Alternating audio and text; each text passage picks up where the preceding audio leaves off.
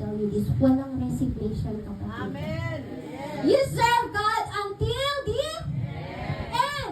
Kaya ka nga tinawag ni Lord sa perfect timing para enough yung time mo na tapos na yung mga worldly things sa buhay mo, na-enjoy mo na yung mga bagay na gusto mong i-enjoy, na-experience mo na yung mga bagay na gusto mong experience. Pagtawag sa iyo ng Panginoon, now is the time for you to serve Him.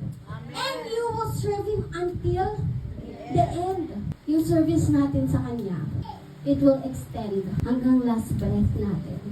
Sabi nga, you must serve God and we must serve God until our life has been extinguished and until His kingdom is established. Hanggat hindi pa na-establish ang kingdom ng Panginoon, you serve Him. Walang magre-resign.